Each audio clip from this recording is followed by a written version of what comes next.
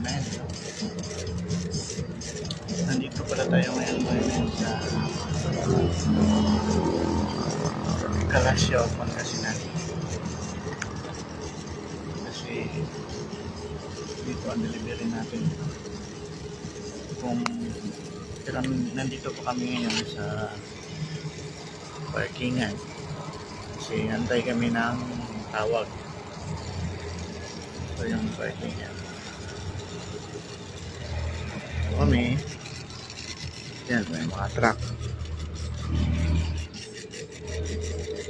Ano? Sa taas.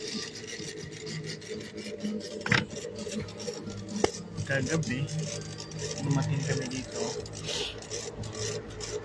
12 na. Madaling araw.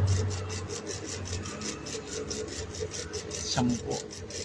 Pang-10 kami ng truck namin. Ngayon,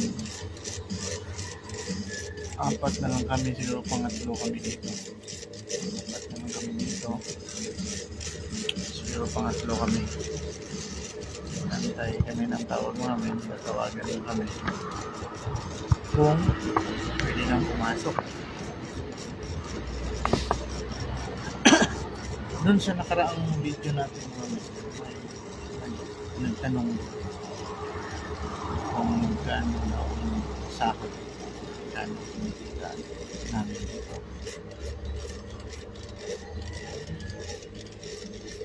Yun, sasagutin natin kahit marami para naman may isang sagot lang, kaya ginawa din natin video. Ang sahura namin dito mga guys, pero trip, pero biyahe. At ang cut-off date is Sabado. Doon binibigay yung sahod. Sabado. Ibig sabihin, ang sasahurin namin sa isang linggo ay yung biyahe namin mula Sunday hanggang Sabado. Yun.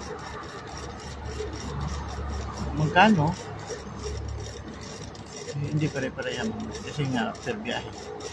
Halimbawa, ang pinakamalapit namin na biyahe ay ang bayad sa amin is 1.3.